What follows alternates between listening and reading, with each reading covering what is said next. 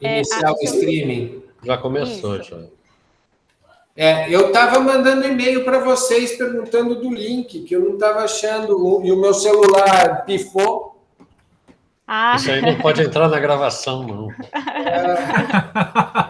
Depois a gente corta. Eu entrava no link que o Julino mandou e era o streaming que não começou. Agora entendi por que o streaming não começou. Está parecendo o caso do recupero. O microfone aberto. Começa o streaming, então, Marina? Por favor, professor. A professora Marli vai acompanhar a gente do streaming, tá? Tá. Aí o senhor me avisa quando começar, para eu começar aqui a apresentação. Vou fazer uma apresentação bem breve de tudo. A gente põe legenda? Acho que não precisa, não. Nenhuma, né? Não tem Libras? Não tem alguém de Libras, não? Era bom, hein? De bom tom. Não, mas tem legenda em alemão, se você quiser. Boa noite a todos. Obrigada, professor Fernando. Boa noite a todos.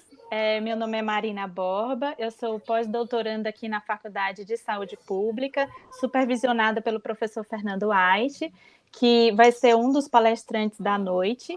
O professor Fernando Ait, ele é professor titular da Faculdade de Saúde Pública, do Departamento de Política, Gestão e Saúde.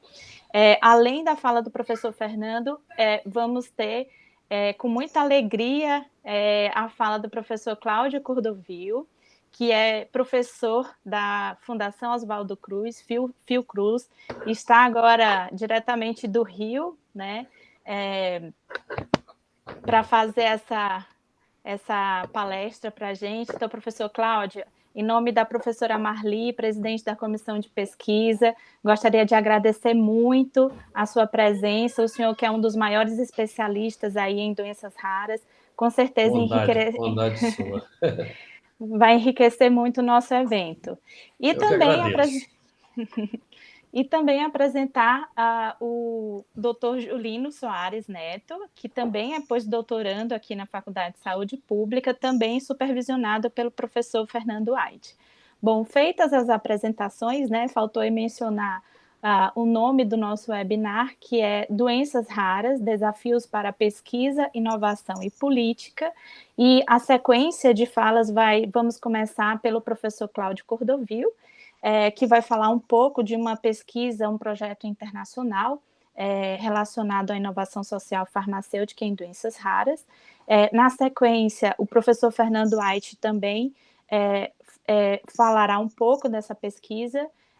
Depois eu também falarei um pouco, e o Julino também por último. Então, nós estamos pensando em deixar mais ou menos uns 20 minutos de debates ao final. Então, caso queiram, podem colocar a mensagem no chat, né, os debates. E também eu vou enviar um link para que vocês possam preencher de um formulário simples para contabilizar a presença de vocês nesse evento e viabilizar a emissão dos certificados pela Faculdade de Saúde Pública. Então, agradeço a presença de todos aqui e, sem maiores delongas, passo a palavra para o professor Cláudio Cordovil. Muito obrigado, Marina. Obrigado, professor Fernando, doutor Julino. Agradeço o convite aos organizadores e agradeço a presença dos que estão aí nos acompanhando. Eu vou fazer uma breve introdução do que meus colegas vão depois desenvolver, não é? E vou só abrir aqui a tela para nós. A tela inteira. Não. Tem sempre essa questão aqui. Peraí, agora. Epa, vou ter que buscar. Só um instantinho. Problemas técnicos. Então, vou abrir aqui.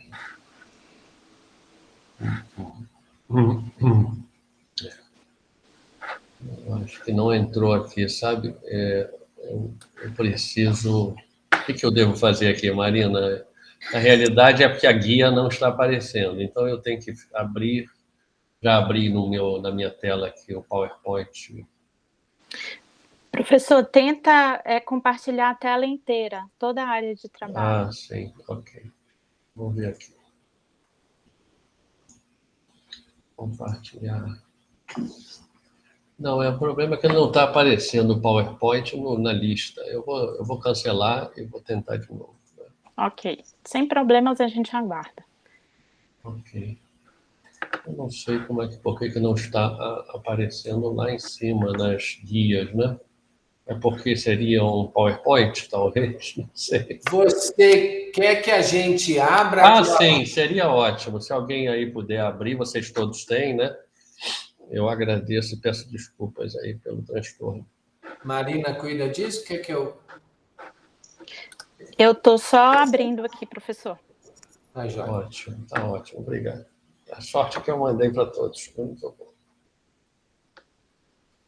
Coisas da tecnologia.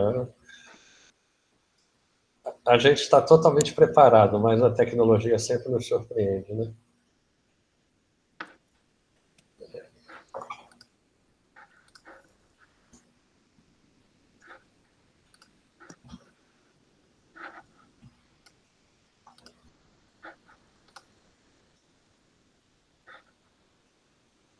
Agora, nada como ter uma pessoa que entende aí disso. Agora tem só que ampliar, né? Isso. Podemos, né? Você vai passando para mim, então, Marina? Claro. Ok, obrigado. Então, pode passar, Marina.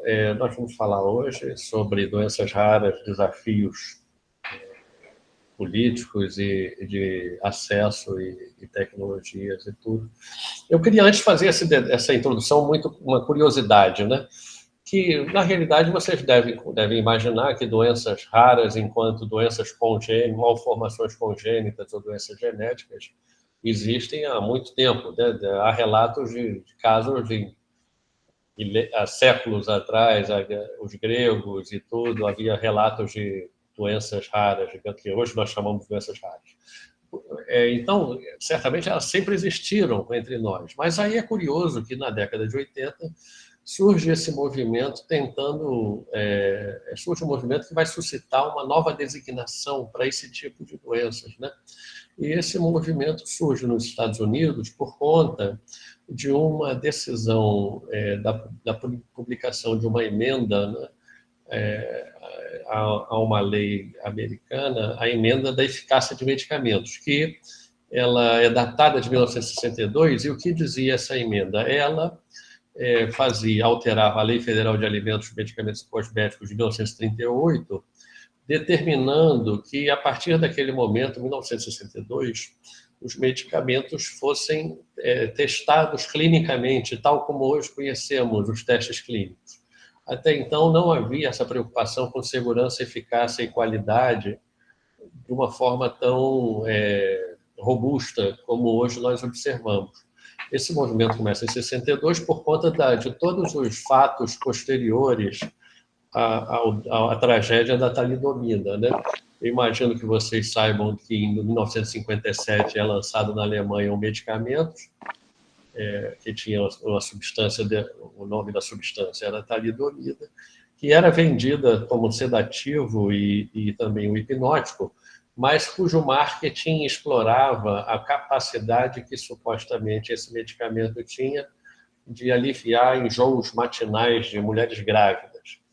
E a campanha de marketing foi muito agressiva nesse sentido, porque era imagine, acabar com enjoos matinais das mulheres grávidas é um grande remédio nesse sentido. E acontece que mais tarde veio a se descobrir que esse remédio gerava malformações congênitas, que pessoas com os braços, focomelia, o nome da doença, com os braços curtos, né, e os membros, né, de um modo geral, com problemas sérios de constituição. Vocês terem uma ideia, em 62 já havia 10 mil casos de vítimas de talidomida no mundo inteiro. Então, esse clamor é que gerou a necessidade de uma emenda, que também é chamada de emenda Kefauver-Harris, que iria supostamente trazer mais rigor a esses estudos de qualidade, eficácia e segurança dos medicamentos. Isso começa a vigorar em 62. Todos os medicamentos, retroativamente a 38, deveriam passar por esse crivo E acontece que os laboratórios e a indústria reagiu apontando que não havia interesse para eles em realizar testes clínicos de determinado tipo de medicamentos, pelo estudo que teriam feito de viabilidade econômica dessas substâncias, e por isso encareceria muito os processos fabris e tudo, e de produção dos medicamentos para eles. É daí que surge o termo medicamentos órfãos. Não é? Então, se a gente tivesse que dizer quem nasceu primeiro, o ovo ou a galinha, a gente diria que o medicamentos órfãos é aquele que vai surgir primeiro. E os medicamentos órfãos vão gerar doenças para as quais não há interesse comercial de produzir medicamentos. Agora, vocês imaginem o drama dessas pessoas que tinham essas doenças na época, não eram poucas doenças, e que da noite para o dia ficaram sem medicamentos e tinham que contrabandear muitas vezes do Canadá ou fazer todo tipo de operações para obter os medicamentos que os mantinham muitas vezes vivas. Né? Então foi uma grande comoção nacional, houve algumas audiências públicas no Congresso americano para discutir isso, foi um movimento muito interessante, porque o FDA convocou os pacientes para lhes ajudarem a resolver um problema que tinha sido causado por uma regulação, digamos assim, assodada, né? E gerou desamparo para muita gente. Muita gente ficou sem medicamento. Esses medicamentos órfãos pararam de ser produzidos e ficaram em custódia hospitalar, digamos assim. Eles só poderiam ser armazenados em farmácias hospitalares, mas para fins de estudo, de pesquisa, mas não para consumo. Não é? Então, é daí que surge o termo doenças raras, porque são aquelas doenças que seriam decorrentes da questão de medicamentos terem ficado na orfandade, porque os laboratórios não tinham interesse em produzi-lo. Hoje em dia, nos Estados Unidos, a partir da Lei de Medicamentos Órfãos de 1983, que é uma lei que busca estimular a produção de fármacos e de medicamentos para estas doenças, com incentivos, né, fiscais e de toda a ordem, essa lei foi promulgada em 1983. E, graças a ela, hoje você tem centenas de medicamentos para doenças raras. E nos Estados Unidos, nesse momento, doença rara é toda aquela que acomete menos de 200 mil pessoas. Pode passar, Marina, por favor. Bom, a gente dando rapidamente um panorama aqui das doenças raras, um slide seguido pelo professor Natan da UNB, 15% da população brasileira, né, tem algum tipo de deficiência, e mundial, muito provavelmente. Entre 6% e 8% da população mundial, e isso se replica para cada nação, tem algum tipo de doença rara. Então, numa estimativa bastante conservadora, no Brasil você teria 13 milhões de pessoas com doenças raras, fazendo as contas, no caso, você teria isso. O que tem? As características das doenças raras são doenças muito sérias, né, incapacitantes, muitas vezes, e com risco de vida. Elas são entidades muito complexas. Para você ter uma ideia, não se conhece a história natural da maioria dessas doenças, e então é muito difícil você ter uma clínica adequada para essas doenças. São poucos os médicos que trabalham com elas. Para você ter uma ideia, ao longo da sua vida, um médico de consultório particular, se encontrar 5 pacientes com doenças raras em toda a sua trajetória de profissional, será muito. Então, no Brasil, se considera que doença rara é aquela que acomete 65 pessoas a cada 100 mil, o que dá 1,3 pessoas a cada 2 mil, até 65 mil pessoas a cada 100 mil. A maioria delas ocorre na primeira infância, né, 75% delas. Isso mostra o peso das futuras, o peso que nós estamos impondo sobre as futuras gerações, né, ao não considerar adequadamente o problema das doenças raras no país e no mundo. Então, é um desafio global, é importante se diga.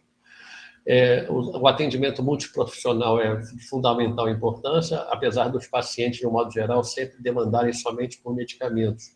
O Brasil não tem, né, nem nenhum país que eu conheça, tem uma cultura holística, uma visão holística da saúde, assim como o senso comum, né? As pessoas não carregam consigo essa perspectiva. Mas, no caso da doença rara, o atendimento multiprofissional é fundamental, e é porque tem que ser uma equipe multidisciplinar, efetivamente, para dar conta da complexidade dessas doenças. 95% dessas doenças não têm tratamento específico ou medicamentoso, não existe, 95% delas não têm. Só 5% dessas doenças possuem medicamentos, tratamento medicamentoso. Nesse sentido, a meta do cuidado, que é esse cuidado predominantemente multidisciplinar, que é o que se recomenda, é manter a qualidade de vida desse paciente, não necessariamente curá-lo. E então, basicamente, esse é um panorama que a gente daria sobre o que são as doenças raras, de um modo geral. A maioria delas é genética, né?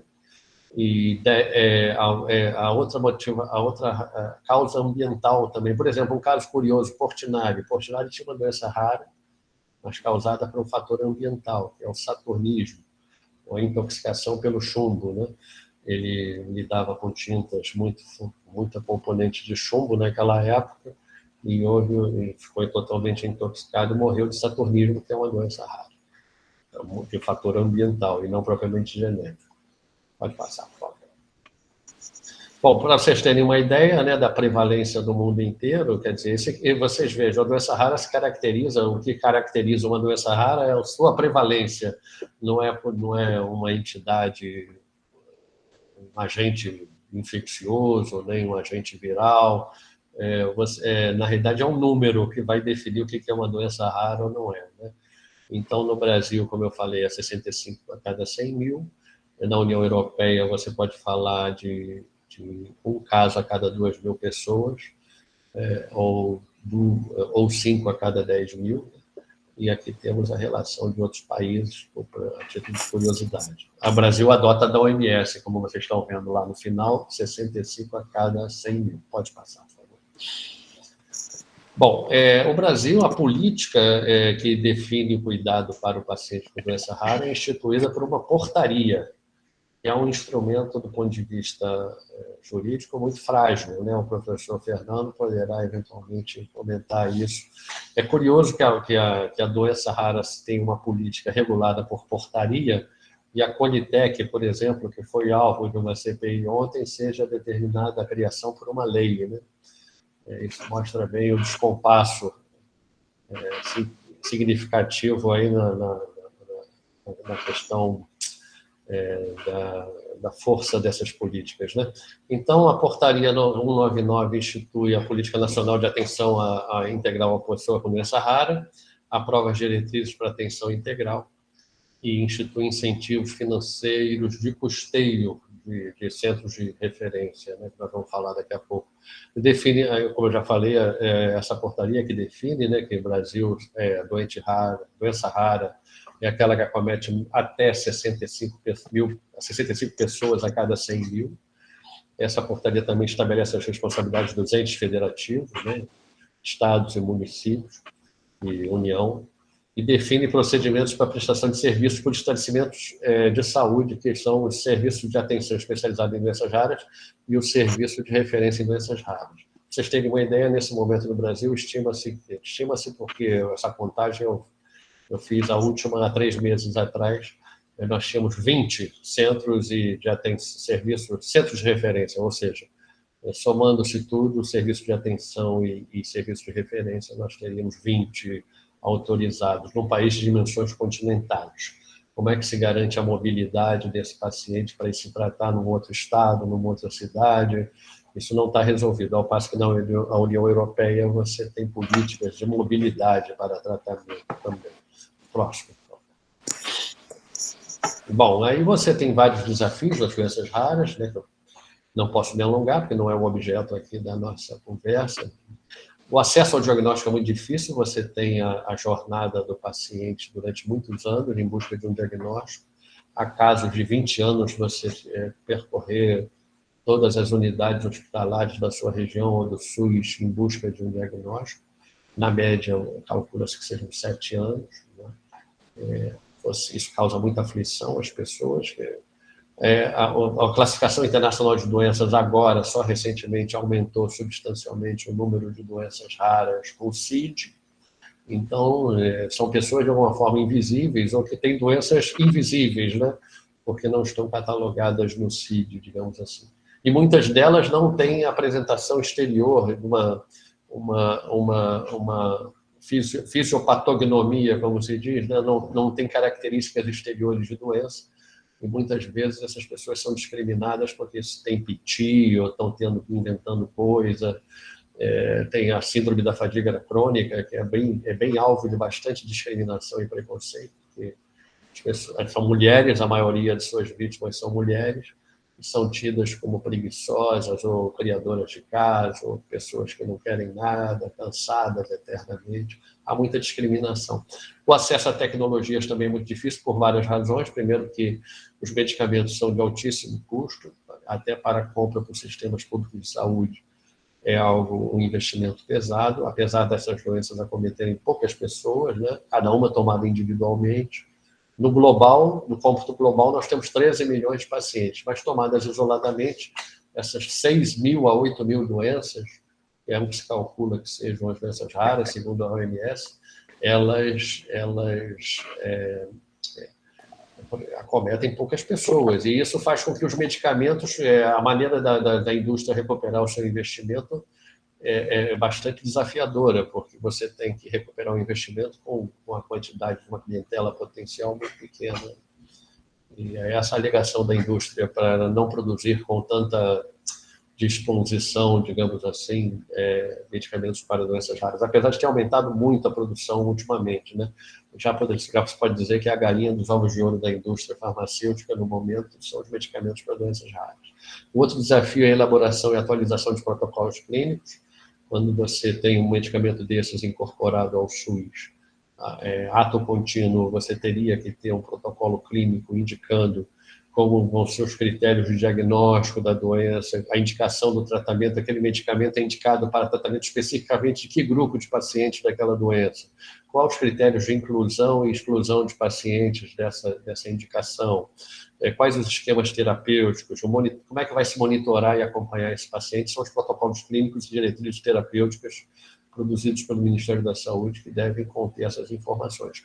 Mas reclama-se de que são muito difíceis de ser obtidos, e com isso o medicamento não chega ao paciente, porque sem protocolo clínico para medicamento órfão ou de alto custo, o paciente não tem esse medicamento chegando a ele pelo SUS. Então, esse é um outro desafio. E fora os desafios sociais da maior importância, né? Você tem questões de gênero, normalmente a mulher assume o ônus de cuidar desse filho incapaz, ou doente, ou tetraplégico muitas vezes, né, por conta de doenças neuromotoras muito graves. Distrofia muscular é uma delas, atrofia muscular espinhal, e os maridos tendem a se separar, né? Há uma taxa de divórcios muito alta entre famílias com filhos com doenças raras. Acesso à educação de qualidade é muito difícil, porque você teria que ter uma educação inclusiva. Recentemente a gente viu aí um debate, que não é um debate, porque já é ponto pacífico, que uma tentativa de debate da questão da educação especial para essas pessoas, né? E, na realidade, o que se propugna hoje é pela educação inclusiva, ele ser educado no meio de pessoas ditas normais ou comuns, ou convivendo igualmente com a sociedade.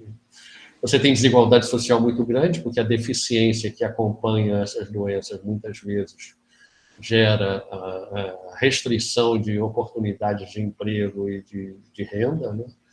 E você tem uma carência do parque tecnológico para a produção nacional, autônoma, desse tipo de medicamentos, com alta tecnologia agregada, né? Esse é um desafio para os países de baixa e média renda muito grande, a produção autônoma nacional, né, de medicamentos dessa natureza, e aí nós gastamos muito dinheiro na compra desses medicamentos, muitas vezes através da judicialização, que é uma das poucas maneiras de acesso do doente raro ao medicamento. Próximo. Bom, aí isso tudo é como se fosse uma introdução para que a gente pudesse falar de um projeto que nós todos aqui estamos envolvidos. Vocês estão vendo aqui pessoas que integram a equipe desse projeto internacional. Todos aqui são pesquisadores: Marina, doutor Fernando, doutor Julino, doutora Marina, eu.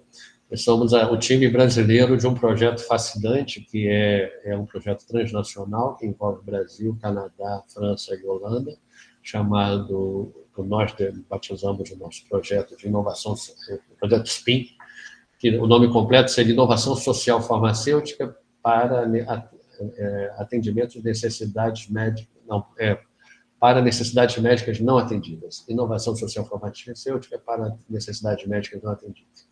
É um consórcio internacional de pesquisadores que investiga diversos tipos de inovações sociais aplicadas a doenças raras e as implicações dessas inovações na indústria farmacêutica.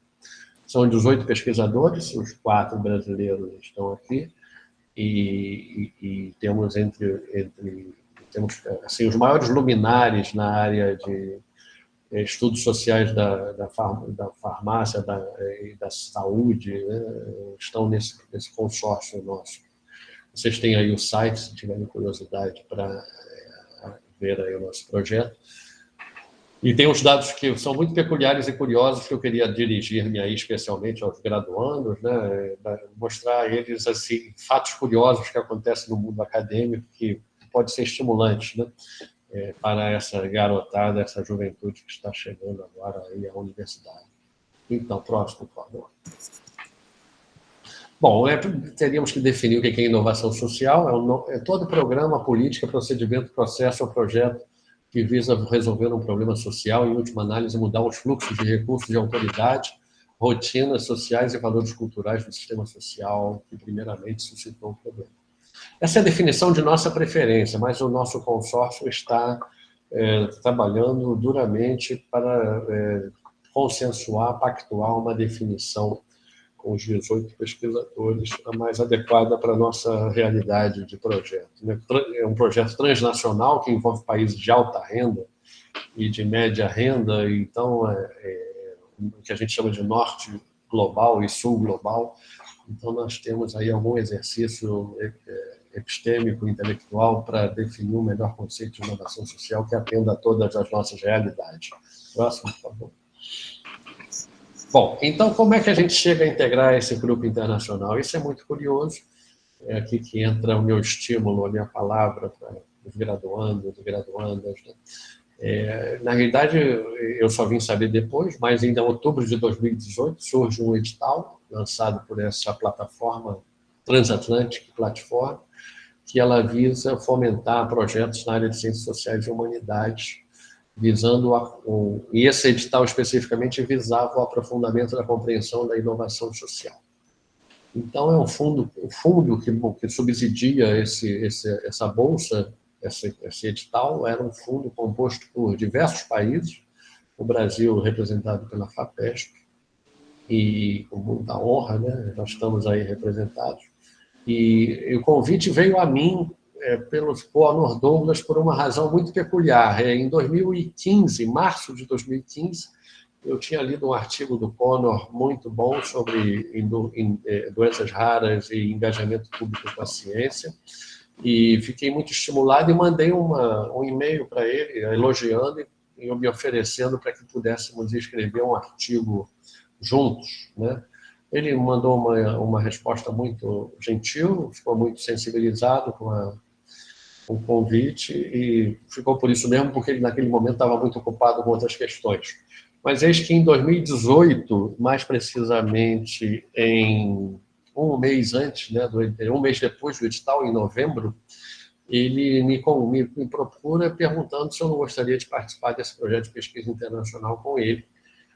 E aí, como era, eu falei, argumentei, agradeci muito, disse como era financiado pela FAPESP, e eu, residindo no Rio de Janeiro, não poderia me candidatar, mas envidaria esforços para trazer um pesquisador de alto calibre de São Paulo para coordenar um projeto, o braço brasileiro da pesquisa. E foi assim que surgiu o meu convite ao professor Fernando, muito gentilmente aceitou e nos honrou aí com a sua liderança, tem nos honrado, né? Tem sido muito gratificante trabalhar com essa equipe sob a liderança do professor Fernando White. A pesquisa vai até 2023. Em março de 2020, tivemos uma reunião coletiva em Paris. Foi um desafio muito grande, veja, foi um projeto vitorioso, entre 75 projetos. Vocês podem imaginar o que foi a reunião virtual, várias reuniões virtuais para definir um projeto que se sagrou vencedor, e foram apenas 10 selecionados, dado o montante de recursos financeiros que estavam disponíveis. Foi uma disputa bastante acirrada e nós ganhamos, assim, com o parecer dado ao nosso grupo, foi com um absoluto louvor. Assim, eu tenho até no meu blog, que depois eu vou dar o endereço para vocês aqui, o parecer sobre esse nosso projeto. Outros 5 projetos agraciados dentro desses 10 são com pesquisadores brasileiros, e um deles, outro projeto, é aí também da USP, com a professora Maria Cecília Loschiavo dos Santos, e outros 2, dos 5, 3 são de São Paulo, da Unicamp e da Unifesp. E próximo, por favor. E basicamente é isso. Isso enseja aí eu deixo aí a pista para os meus colegas prosseguirem. Vocês vão ter um maior detalhamento aí do que eu falei sobre esse projeto, que é bastante interessante. E aí fica o endereço do blog, tem muitos detalhes sobre doenças raras, inclusive sobre esse projeto, academiadepacientes.com.br. Muito obrigado.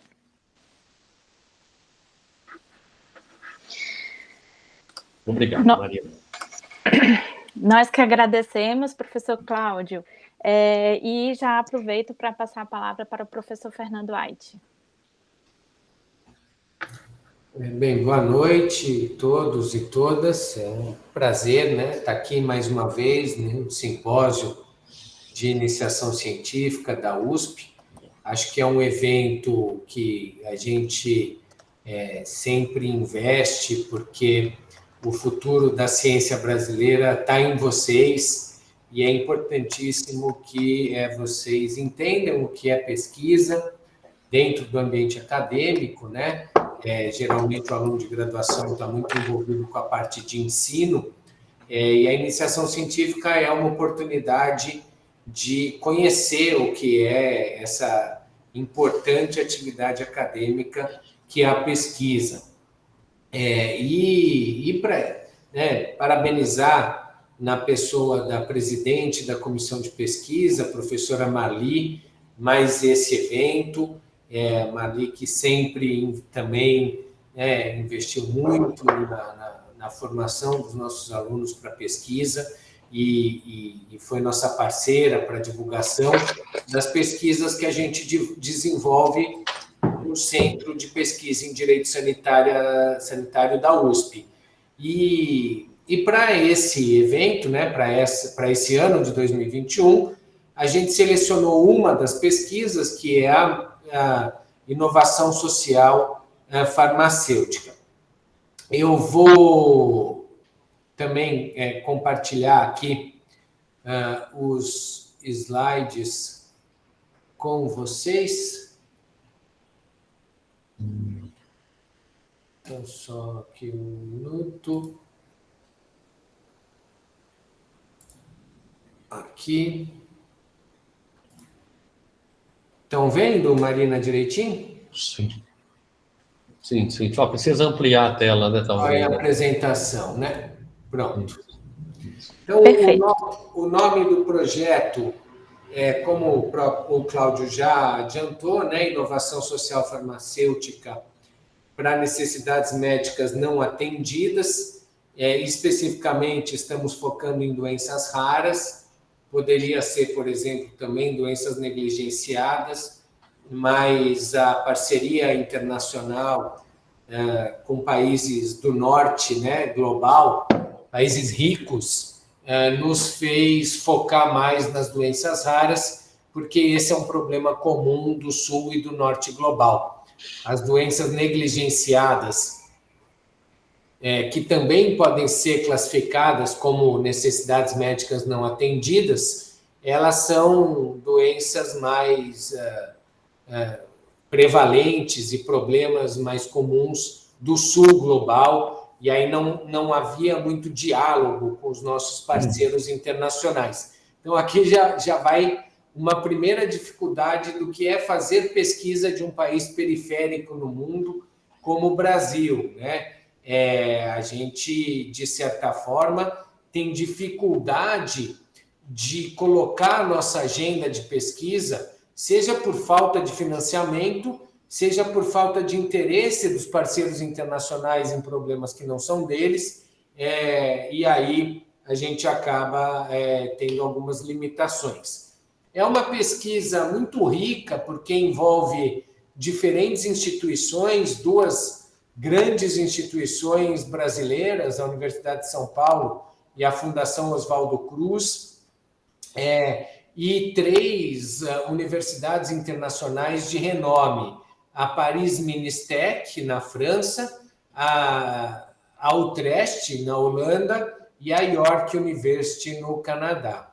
E no Brasil, como o Cláudio já mencionou, a nossa equipe é formada aqui por nós 4, né, que estamos aqui nesse debate com vocês. Os objetivos gerais da pesquisa, eles partem de 2 perguntas fundamentais, né, que nós pactuamos aqui entre essas instituições e pesquisadores que atuam. A primeira pergunta é que novas abordagens de inovação social estão surgindo no contexto da pesquisa e desenvolvimento farmacêutico para doenças raras e outras necessidades médicas não atendidas.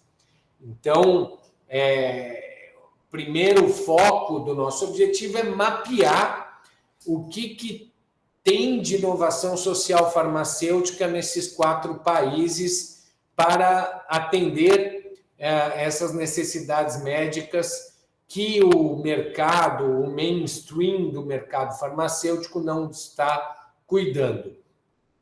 E a segunda pergunta é de que forma essas abordagens contribuem para melhorar a prestação de cuidados de saúde em termos de disponibilidade, acessibilidade, qualidade, equidade e sustentabilidade.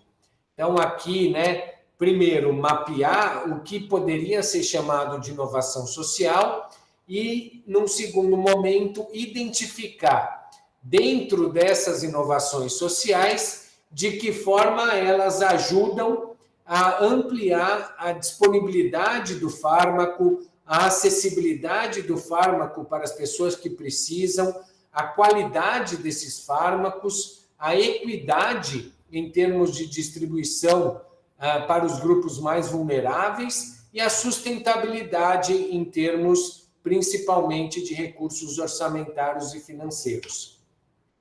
Como objetivo específico, vale mencionar 2 principais que estão, mais ou menos, detalhando esses objetivos gerais. O primeiro é compreender a inovação social farmacêutica no Canadá, no Brasil e na Europa, sendo que na Europa, tanto na União Europeia como um todo, quanto nos 2 países que nós temos parceiros trabalhando, que é a França e a Holanda.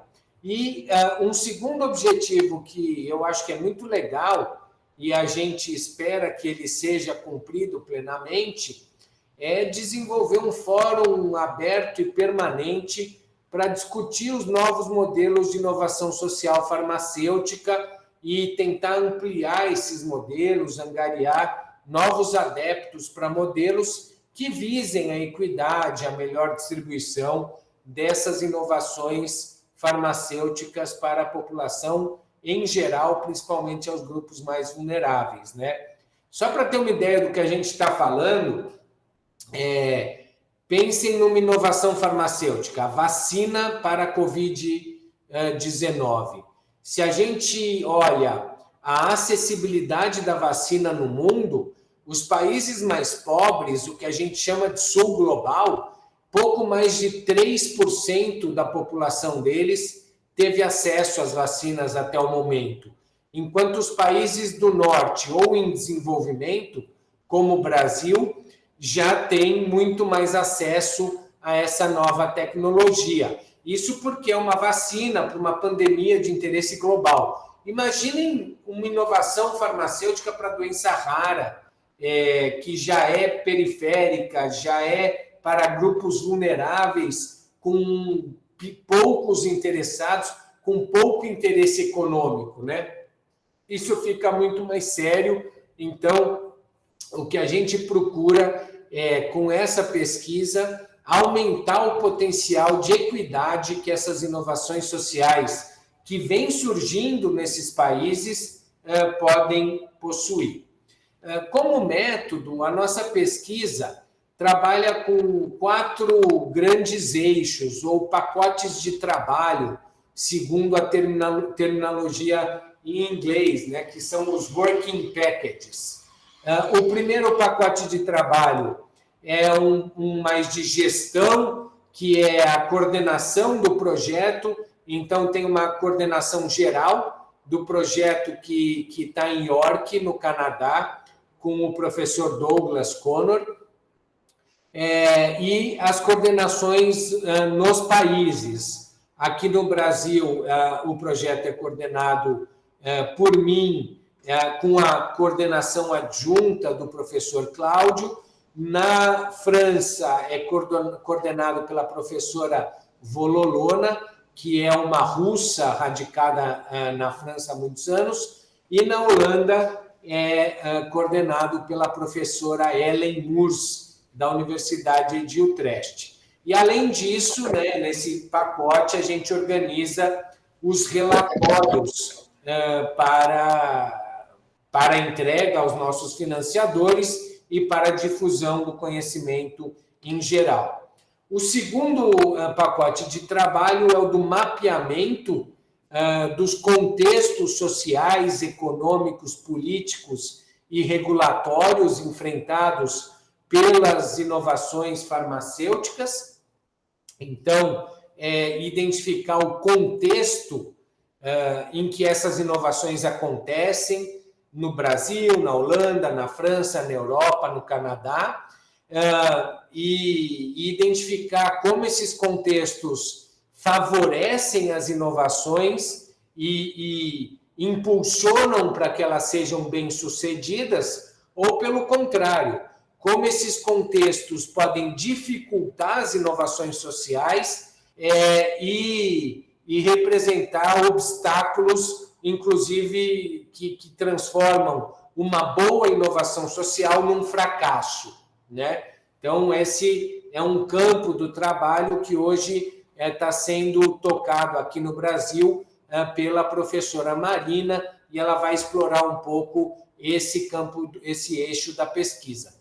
O terceiro eixo, ou pacote de trabalho, são estudos de caso, né, de inovações sociais farmacêuticas, que nós identificamos, algumas que poderiam ser detalhadas no Brasil.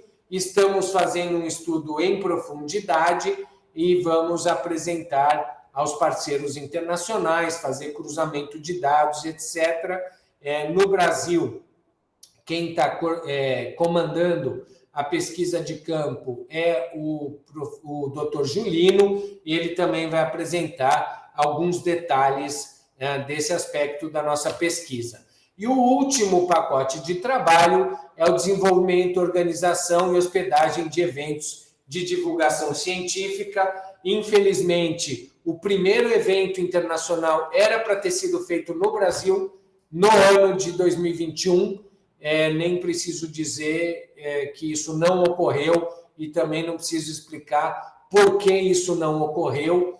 Então, vejam, a catástrofe com que o Brasil enfrentou a pandemia, ela teve esse impacto direto na nossa pesquisa. Os nossos parceiros internacionais sequer podiam vir para o Brasil na época que a gente tinha planejado o nosso encontro, e hoje que já podem, dentro de determinadas regras epidemiológicas, eles não querem, porque eles estão com medo de vir para o Brasil. Muito provavelmente, as reuniões de pesquisa ocorrerão no Canadá, na França ou na Holanda, e a gente perdeu uma grande chance de trazer esses parceiros internacionais para o Brasil e colocá-los em contato com vocês, por exemplo, o que alavancaria, né, um pouco da pesquisa brasileira,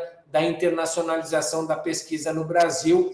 Então, é só uma pequena amostra das dificuldades que é ser pesquisador no Brasil de hoje. Mas não é para desanimar, né? É difícil, mas é possível e continua sendo muito importante e prazeroso. Vale lembrar que foi por conta de interações de pesquisa internacional que o Instituto Butantan desenvolveu a Coronavac e que a Fiocruz desenvolveu a AstraZeneca e que hoje a gente tem acesso amplo no Brasil.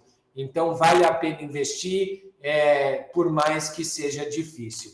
Então, eu paro por aqui, né? E depois a gente pode debater se for de interesse. Volto a palavra para a Marina. Obrigado, Marina, pela organização do evento aqui, né? Sei que nos trouxe até aqui e pela condução da mesa. Eu que agradeço, professor. Bom, então, para não comprometer o horário, eu vou rapidamente também compartilhar aqui a minha fala, né? Eu vou problematizar um pouquinho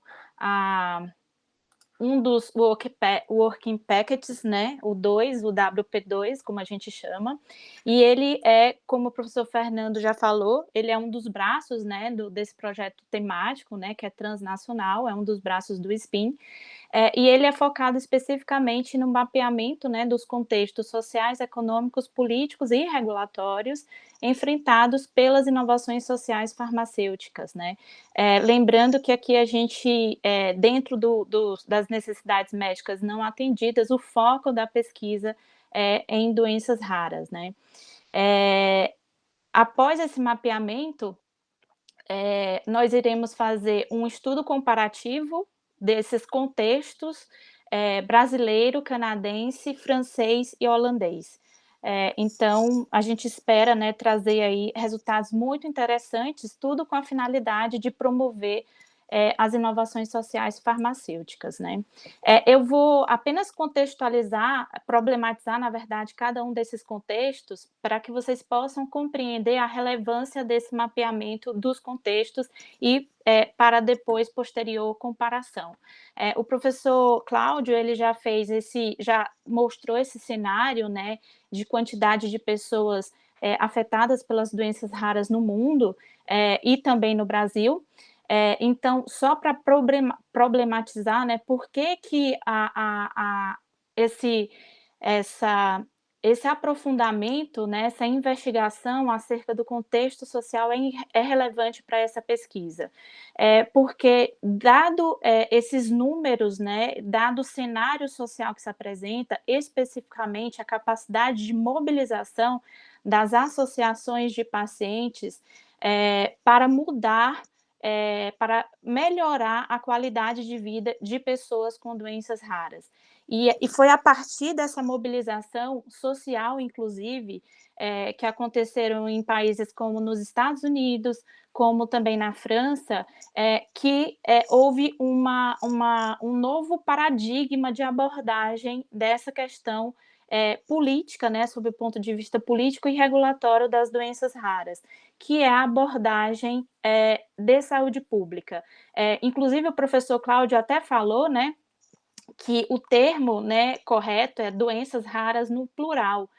Então, ele já deu a definição, né, uma doença rara, ela é definida como tal a partir da sua prevalência, especialmente da sua baixa prevalência, e aí a gente vai ter uma distinção conceitual de país para país, de regulação para regulação, mas, de um modo geral, são doenças que têm uma baixa prevalência populacional, e a partir desse enfoque, desse novo paradigma da abordagem de saúde pública, é que concebeu-se discutir politicamente, sob a perspectiva política e regulatória, a questão das doenças raras no plural, ou seja, vamos juntar todas e fazer uma discussão de saúde pública, não só de uma doença isolada, mas de todas essas doenças de baixa prevalência.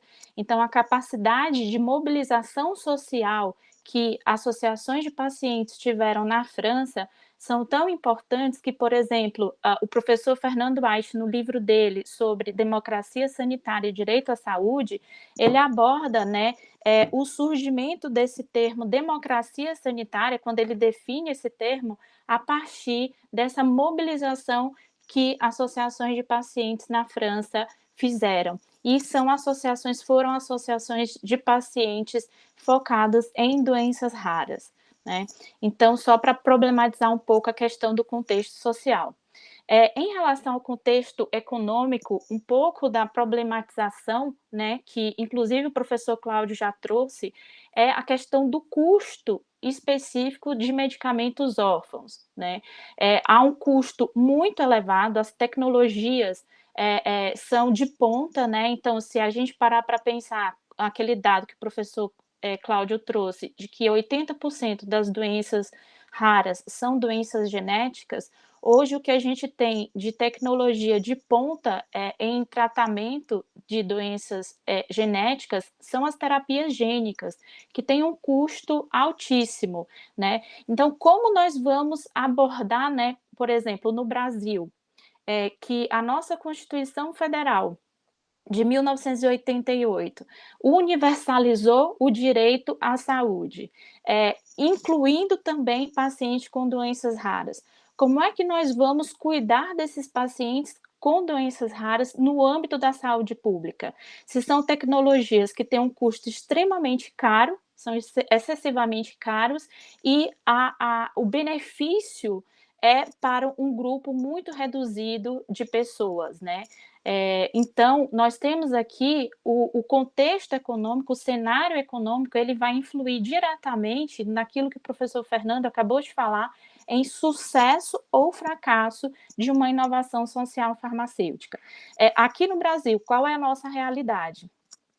A gente já passou da fase de subfinanciamento da saúde pública para agravar ainda mais esse cenário econômico em que as pessoas com doenças raras estão inseridas, né? O acesso à saúde dessas pessoas. Nós já passamos da fase do subfinanciamento da saúde e agora estamos na fase chamada por alguns doutrinadores teóricos como desfinanciamento da saúde, né? A emenda constitucional que estabeleceu o teto dos gastos públicos afetou diretamente o orçamento da saúde e, consequentemente, isso aí vai complicar a vida, né, e a saúde, o bem-estar e o acesso dessa população, dessas pessoas com doenças raras. Um pouco do contexto político, né, o professor Cláudio também já falou para vocês que em 2014 o Ministério da Saúde aprovou uma portaria, e essa portaria, eu tenho até aqui o print dela, ela instituiu a chamada Política Nacional de Atenção Integral às Pessoas com Doenças Raras, né? E é muito interessante porque a professora Maria Paula Dallari, ela tem uma área de estudo, né, que ela foca muito na questão de conceito de política pública, o que é uma política pública, e se a gente for ler a definição jurídica que ela traz, o conceito jurídico de políticas públicas, essa portaria, ela poderia, né, há uma crítica aí se ela poderia realmente representar na sua totalidade a política nacional de atenção integral às pessoas com doenças raras, né? É uma portaria que certamente traz avanço, porque é melhor alguma regulamentação do que nenhuma regulamentação, especialmente no âmbito do Ministério da Saúde, né? Então, além da definição do que é uma doença rara aqui no Brasil, ela também trouxe alguns objetivos específicos, que é a partir desses objetivos que eu queria problematizar esse contexto, né? Então, ela coloca aqui no seu artigo 5º que um dos objetivos específicos dessa política é garantir a universalidade, integralidade e equidade. O professor Fernando, ele tem um artigo muito interessante em que ele discute, né, a universalidade e integralidade na perspectiva do paciente com doença rara. E, num primeiro momento, se a gente for olhar de um modo geral para as políticas públicas, a estrutura do Sistema Único de Saúde, a gente pode falar que o atendimento dessas pessoas é precário, Será que realmente eles estão incluídos no sistema? Né? De fato, em 1988, a Constituição Federal inicia um novo, digamos assim, paradigma, né, em relação ao acesso à saúde, né, ao direito à saúde, porque antes a saúde era voltada, né, o modelo de proteção social era muito específico, né, só para a saúde pública era para trabalhadores com carteira assinada, um modelo mais contributivo. E a partir de 88, a Constituição Federal fala que é direito de todos, né, e dever do Estado o acesso universal e igualitário à saúde. Então, na própria Constituição, há esse princípio, né, da universalidade. Isso significa que toda pessoa, indistintamente, deve ter direito de acesso à saúde. Então, se a gente for parar para pensar e discutir a questão de acesso a medicamentos órfãos do paciente com doenças raras, eles estão, de fato, com uma defasagem muito grande. Será que podemos falar em universalidade, né, nessa perspectiva? Uma outra perspectiva é a questão da integralidade, né? A Lei Orgânica da Saúde, ela define, né, o que é o cuidado integral, a atenção integral à saúde, e aqui a portaria, ela fala, né, da linha de cuidado que vai desde a atenção básica, passando pela atenção especializada, que se subdivide no serviço especializado e no serviço de referência, que foi o que o professor Cláudio também já falou, até a atenção domiciliar. Então, nessa perspectiva, né, num primeiro momento, a própria portaria, ela prevê, né, essa estrutura da integralidade. Mas, de fato, como o professor Cláudio colocou, a partir do mapeamento que ele fez, nós temos um número muito reduzido aqui no Brasil de serviços, né? Apenas 20 serviços. Então, será que realmente nós podemos falar em universalidade, em atendimento universal e integral desses pacientes com doenças raras? Então, é uma questão política a ser pensada, a ser discutida e a ser deliberada para a melhoria, né, o aprimoramento dessas tomadas de decisão políticas, né? E por fim, vejam que aqui a última diretriz é a diretriz, a último objetivo seria, não o último, né, mas o terceiro seria a equidade, né? E aqui em relação à equidade, eu vou falar especificamente na questão do financiamento. A própria política estabeleceu nos artigos 22 e 23 a instituição de um custeio mensal para as equipes. Só que ela já traz o valor, e é um valor tão ínfimo na própria portaria, mas seja como for, há uma previsão orçamentária, financeira aí nessa portaria. Entretanto, a gente sabe que o financiamento não é só exclusivamente da prestação de serviço.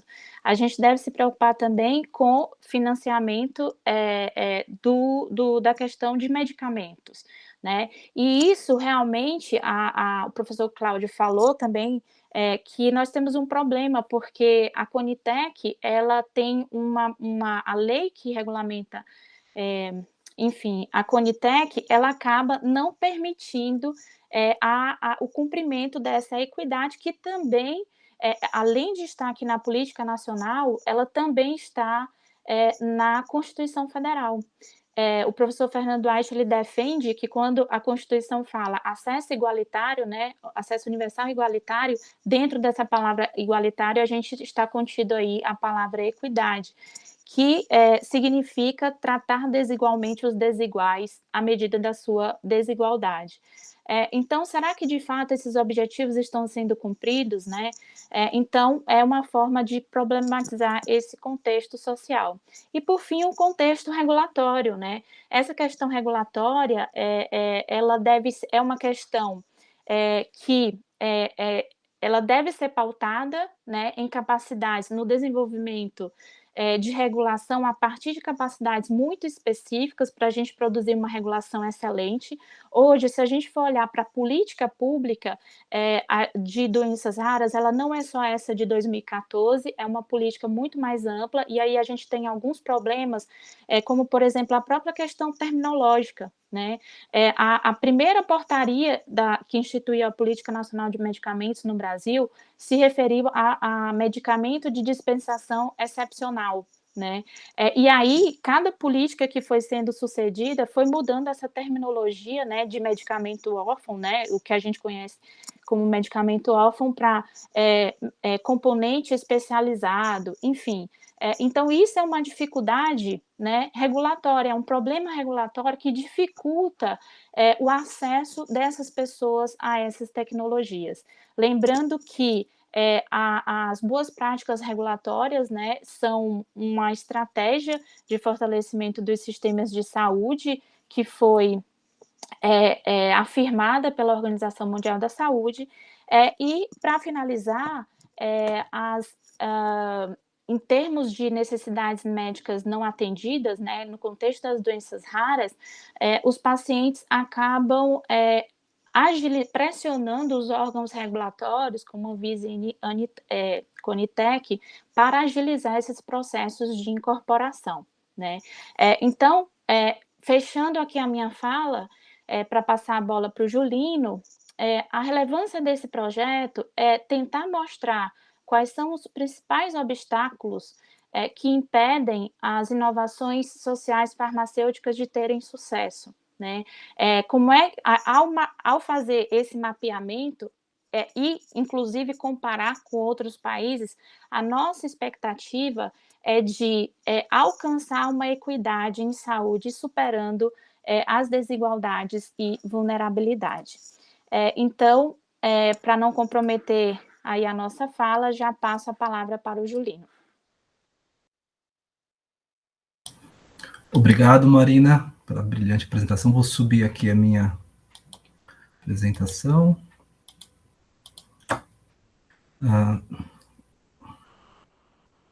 Vocês estão visualizando? Sim. Ok, deixa eu então já colocar o cronograma, já vou iniciar. Então, olá, meu nome é Julino Soares Rodrigues, já foi feita uma breve apresentação, eu deixo aqui um contato de redes sociais.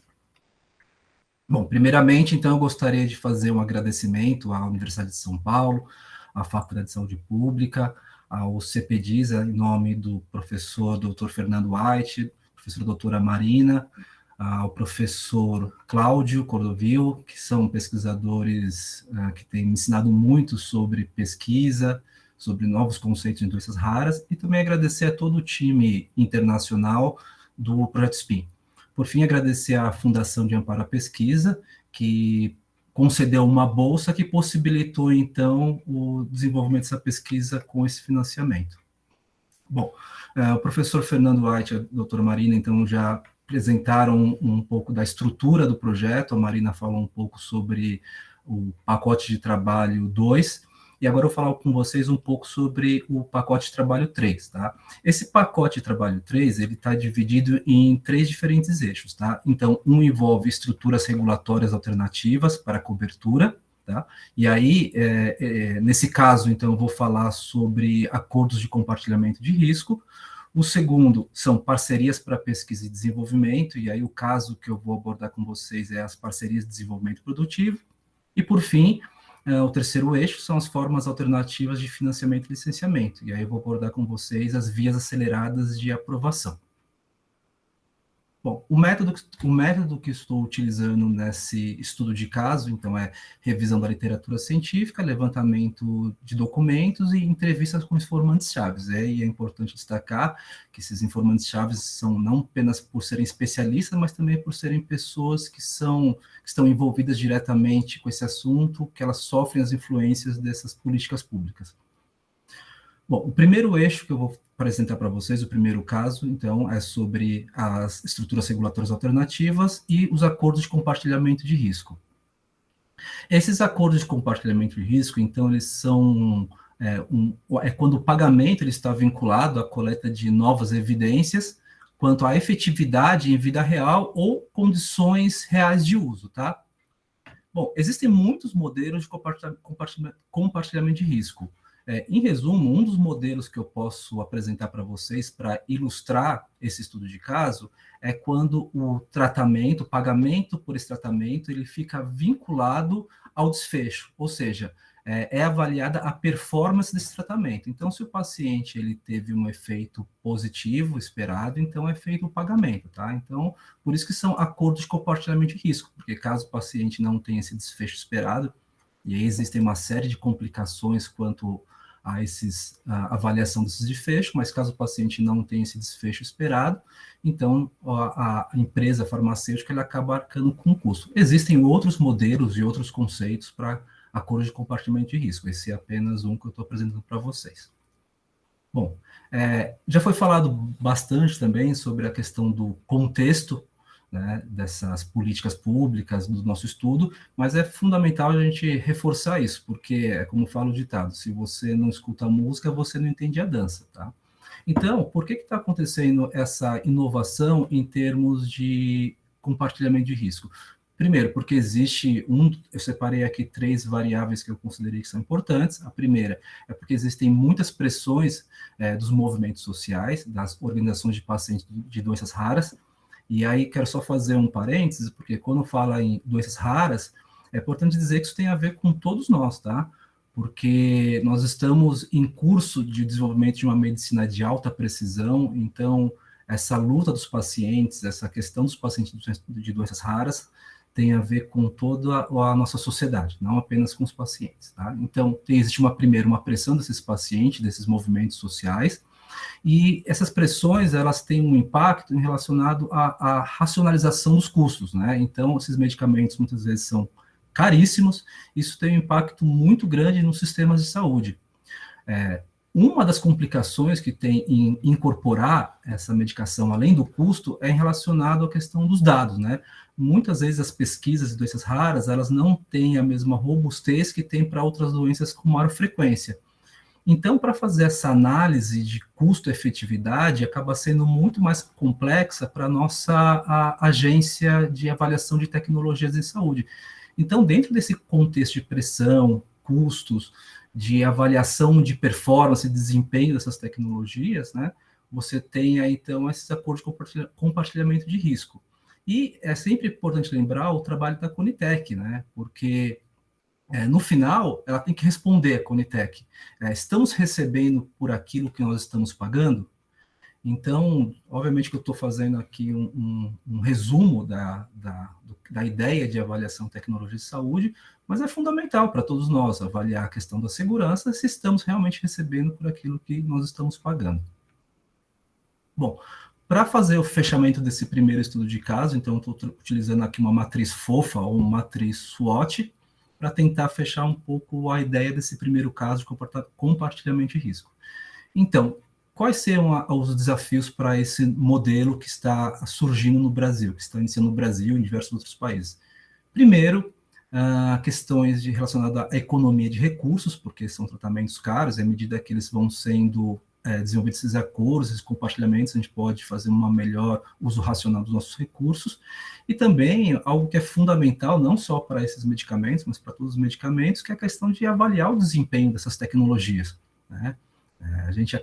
O sistema de saúde acaba adquirindo isso, e ele precisa avaliar realmente se ele está tendo o desfecho esperado.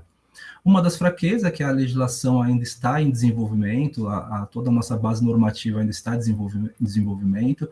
Eu ainda observei pouca participação dos pacientes nessa discussão, poderia se ampliar a discussão, porque a questão do desfecho tem também que avaliar o desfecho na perspectiva do paciente, e uma questão fundamental ainda a se desenvolver, pelo que eu tenho observado, é a questão ética, do compartilhamento dos dados desse paciente.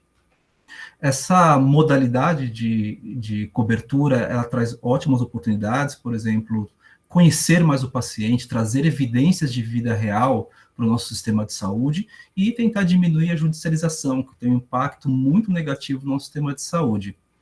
Uma das ameaças que eu posso relatar, que eu identifiquei, é as dificuldades para fazer esse monitoramento, especialmente do ponto de vista tecnológico, né? Ainda é difícil fazer esse monitoramento, e ainda nós precisamos, pelas discussões que eu tenho acompanhado, desenvolver melhores instrumentos de negociação. O segundo caso que eu vou mostrar para vocês, então, dentro do eixo de pesquisa e desenvolvimento, são as parcerias para o desenvolvimento produtivo, ou as PDPs. Bom, um conceito, essas PDPs, acho que um conceito até simples que eu posso trazer para vocês é que elas buscam conciliar, então, as necessidades em saúde com o desenvolvimento econômico. Tem alguns conceitos um pouco mais formais, por exemplo, a PDP é um mecanismo de política industrial, com uma variedade de contrapartidas, visando, então, uma maior racionalização das compras públicas de fármacos, medicamentos, equipamentos para o SUS e a diminuição da nossa vulnerabilidade, por exemplo, num cenário de desabastecimento. Tá? E, juntamente, ela busca também estimular a fabricação desses medicamentos no nosso país, tá? E o fortalecimento do nosso complexo econômico industrial da saúde. E aqui, fazendo um resuminho para vocês, então, em alguns cenários, para alguns medicamentos, os nossos instituições, laboratórios públicos podem fazer parcerias com um laboratório, com a multinacional, para fazer uma transferência dessa tecnologia para o país. Tá? Então, ela começa a ser desenvolvida no Brasil e, ao longo do tempo, essa tecnologia acaba sendo adquirida pelo nosso Sistema Único de Saúde, num sistema de contrapartida, onde você vai ter por um tempo, uma certa exclusividade de compra pública. Então, esse é o modelo mais frequente que nós encontramos na literatura, esse modelo tripartite. Porém, quando a gente olha mais de perto, fazendo algumas análises com maior profundidade, além desse modelo tripartite, onde você tem uma empresa multinacional, laboratório público parceiro, você também pode encontrar outros modelos. Por exemplo, você pode encontrar uma PDP sem uma multinacional ou uma PDP sem uma empresa nacional. Tá? Então, isso mostra ainda que existe uma certa flexibilidade nessa política ainda que está em desenvolvimento no país. Vocês já podem, acho que, imaginar, principalmente quem trabalha com pesquisa e desenvolvimento de fármacos, a complexidade do que deve ser a transferência de uma tecnologia, tá? Então, existe uma série de processos ao longo de até 10 anos. Então, imaginem o quanto que é complexo. Então, precisa ter etapas de treinamento de pessoal, auditoria, feita uma avaliação da lista do que é prioritário para o nosso Sistema Único de Saúde, é feito um projeto em parceria com essas instituições, preciso fazer uma avaliação de preço, preciso fazer um monitoramento dessas parcerias. Então, é muito complexo trabalhar com essas duas vertentes de necessidades em saúde e desenvolvimento e fomento à pesquisa e desenvolvimento. Tá? Então, mas é uma política fantástica. Bom, para fazer o fechamento, então, essa política ela é importante porque o nosso Sistema Único de Saúde tem um poder de compra enorme, então a gente tem que aproveitar esse poder de compra do Estado, tá, em favor do país. Hoje vocês veem, por exemplo, a questão da pandemia, a gente comprando máscara na China, né? Então, poxa, vamos integrar essas necessidades que nós temos com o nosso desenvolvimento econômico. Uma das fraquezas que eu identifiquei, né, obviamente são, na minha opinião, ainda que existe algumas falhas no monitoramento, tanto no monitoramento gerencial, quanto no monitoramento, talvez, de oportunidades, né? Então, a gente precisaria desenvolver um melhor planejamento dessas parcerias de desenvolvimento produtivo, dessa política industrial. Eu vejo que tem, não só no Brasil, mas outros países discutindo muito a janela de patentes. Então, à medida que as patentes vão caindo, seria importante incorporar isso no país e não ter que pagar mais por essas tecnologias. E, obviamente, uma questão fundamental que é a geração de empregos. Infelizmente, essa política hoje, pelo que eu tenho observado, ela está sendo desmantelada. Então, isso, dentro desse contexto que nós estamos vendo hoje de pandemia, ficou muito claro o quanto que é negativo o desmantelamento dessas políticas de saúde, de financiamento e de pesquisa e desenvolvimento. O terceiro e último caso que eu vou mostrar para vocês é referente às estruturas regulatórias, que o caso abordado são as vias aceleradas de aprovação. Então, esses itinerários regulatórios inovadores, eles têm um potencial de, como já fala pelo próprio nome, de acelerar a aprovação de medicamentos destinados a pacientes com poucos ou inexistentes alternativas de tratamento. Tá? Aqui eu tentei colocar um resumo da operacionalização dessas vias aceleradas. Então, os laboratórios, eles que tenham pesquisa clínica para doenças raras, medicamentos novos para doenças raras ou medicamentos biológicos para doenças raras, eles podem entrar em uma fila diferenciada, tá? Seriam essas vias aceleradas, que não tem apenas no Brasil, tem em outros países, e outros modelos também, tá? E só um exemplo para vocês, aqui no Brasil, acho que foi 2019, logo no início dessa política, dessa RDC, nós já temos aí um aumento de 90% de registro de novos medicamentos.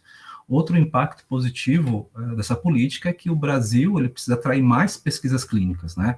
Então, certamente, essas vias aceleradas, já falei com alguns atores, essas vias aceleradas de aprovação vão acabar atraindo mais pesquisas clínicas no Brasil, que também são uma forma de oferta de tratamento para os pacientes de uma forma mais antecipada. Bom, aí as pessoas, já ouvi algumas pessoas comentando, tá, o termo vias aceleradas, então acelerar o registro desses medicamentos é seguro? Teve muita discussão, por exemplo, sobre, estão acelerando a pesquisa clínica de vacina, é seguro isso? Bom, eu vou trazer para vocês aqui um conceito que eu acho interessante, mas antes é importante falar duas questões. Primeira, que a Anvisa prioriza alguns registros em detrimento em relação a outros, tá? Então, primeiro, existe uma priorização. E, de fato, uma segunda questão, que até o professor Cláudio sempre fala para a gente, o professor Fernando também, né? Temos que repensar a questão das doenças raras em termos de avaliação de tecnologias em saúde, em termos de políticas regulatórias. E aí trago para vocês uma frase de um pesquisador que eu escutei num evento da Febra Raras, achei muito interessante. Ele faz a seguinte pergunta: qual deve ser a nossa tolerância para o grau de incertezas? E aí ele faz uma proposta, né, que a previsão do benefício esperado deveria ser superior ao risco antecipado. Então, essa é uma discussão que daria uma aula inteira para a gente ficar discutindo, tá? Mas realmente tem que repensar, no caso de doenças raras, qual deve ser o nosso grau de tolerância, nossa tolerância para esse grau de incerteza. Para fechar esse caso, então, eu trago essa análise de forças e fraquezas. Então, é fundamental, com a nossa agência reguladora, dentro desse contexto do Sistema Único de Saúde, priorizar na avaliação dela as populações mais vulneráveis, como a doutora Marina falou, pensar a questão da equidade também, tá?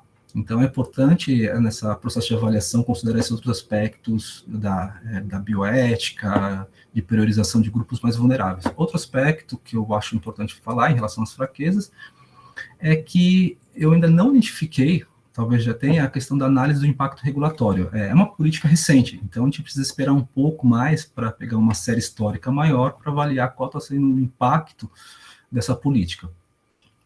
É importante essa política porque ela contribui de alguma forma, né, em termos de oportunidade, ao acesso e diminuição também da judicialização. Obviamente que é uma das etapas, é o registro, mas ela precisa ser incorporada ainda, tá? E uma das ameaças é justamente essa questão da incorporação. Então, a gente precisaria vincular melhor essas políticas num pacote talvez maior, né, com uma maior integração em termos de incorporação. Então, você facilita o registro, mas também deve ter uma melhor perspectiva em termos de incorporação. E, obviamente, que a Conitec tem feito um grande esforço e evoluído bastante nessa discussão. Bom, trabalhar com inovação para finalizar, então, para trabalhar com inovação é difícil. Esses exemplos que eu mostrei para vocês aqui de inovações são inovações multissetoriais, envolvem diversos atores, são muito promissoras, mas ainda enfrentam diversas incertezas gerenciais, incertezas de planejamento estratégico, quanto ao método científico, a discussão sobre estatística, no caso de avaliação de tecnologias para doenças raras. Então, é muito desafiador, mas nós temos convicção de que poderemos contribuir, traremos bons resultados com essa pesquisa de inovação social farmacêutica, até pelo time que está envolvido. E acho que uma discussão que foi feita pelo time agora, também, que já foi apresentada por todos os pesquisadores, é quanto que é difícil fazer essa pesquisa de inovação, fazer pesquisa sobre inovação farmacêutica no Brasil, e fazer essa pesquisa de inovação no Brasil em um contexto político e sanitário. Então, acho que essa imagem reflete um pouco do que é a vida do pesquisador em políticas públicas, do que nós estamos enfrentando hoje para fazer essa pesquisa. Então, É um grande desafio trabalhar hoje no Brasil pelo subfinanciamento, pelo contexto político e sanitário, desmarcamento de reuniões. Então, é muito desafiador, mas nós somos persistentes e temos convicção e certeza da importância do nosso trabalho para os pacientes. Gostaria de agradecer novamente pela oportunidade, professor Fernando, pelo acolhimento, professor Cláudio, que sempre falo que é um poço de conhecimento e cultura, a doutora Marina, que é uma pessoa incrível, que eu tenho o privilégio de trabalhar com ela. Então, muito obrigado. Nós que agradecemos, Julino. Então, eu gostaria de agradecer a todos os palestrantes pelas excelentes falas e vou fazer uma última rodada de comentários finais e despedida, começando pelo professor Cláudio. O senhor está com mudo. Ok, doutora Marina, eu agradeço a oportunidade que a USP nos dá, a vocês, nossos colegas, e Marina especialmente por ter organizado esse encontro com tanta maestria, e foi fabuloso ver aqui, nós todos aqui apresentarmos nossos trabalhos, e assim, com o somatório a gente percebe a qualidade do que está envolvido, e que isso sirva de estímulo para os nossos graduandos, né? Eu mencionei aquele exemplo de que em 2015 eu mandei um e-mail despretensioso elogiando um artigo, e em 2018 surgiu essa oportunidade para nós. A generosidade anda escassa no mundo acadêmico, mas quando você a pratica, tem a lei do retorno. Então, eu queria fazer esse chamamento aos jovens graduandos, que estão na graduação, para não perderem as esperanças e acreditarem, né, nos seus sonhos. Isso aqui é produto dos nossos sonhos. Eu comecei a estudar doenças raras em 2007 e a gente vai galgando um degrau de cada vez e vai angariando alegrias em meio a tanta dificuldade que nós estamos vivendo, né? Todo mundo aqui falou um pouco das dificuldades, mas transparece para todos a alegria que nós temos de estar participando desse projeto. Então, muito obrigado, uma boa noite a todos, eu agradeço mais uma vez a oportunidade. Nós que agradecemos, professor Cláudio. Professor Fernando. Desejar a todos uma boa noite. O Centro de Pesquisa em Direito Sanitário da USP fica sediado na Faculdade de Saúde Pública. Ano que vem, espero que todos voltemos à vida presencial e estão todos convidados a visitar o centro, conhecer as publicações, algumas são gratuitas, podem ser distribuídas aos interessados, e também conhecer as outras pesquisas que nós temos em andamento dentro do campo do direito da saúde. Agradecer a atenção de todos e um especial agradecimento aos meus colegas de pesquisa, Marina, Cláudio, Julino. É sempre um aprendizado permanente e muito prazeroso, e espero que a gente tenha resultados benéficos para a sociedade. Até a próxima. Vocês podem notar que o professor Cláudio e o professor Fernando são muito generosos e acolhedores, né, Julino? Somos privilegiados. Obrigado, professor Fernando. Julino. Bom, como foi o último, acho que já fiz os agradecimentos, mas é sempre bom reforçar, porque sem o trabalho incansável desses pesquisadores, doutor Fernando, doutor Cláudio, o pesquisador, que início de carreira, ele não consegue progredir, então nós precisamos sempre desse acolhimento científico, pessoal. Então gostaria de agradecer. Só gostaria de fazer um lembrete: em breve estaremos em contato com algumas organizações de pacientes, com alguns atores, tomadores de decisão público e do setor privado também, e espero que nós possamos então desenvolver alguns diálogos referente à nossa pesquisa. Tá? Então eu gostaria de deixar esse agradecimento, em breve entraremos em contato também. Bom, então, obrigado pela presença de todos. Caso queiram mandar algum questionamento, eu vou deixar o e-mail do CPDISA, né, cpdisa@usp.br, e uma boa noite a todos. Tchau, tchau. Obrigada, professores. Obrigada, Julino. Tchau, tchau. Obrigado.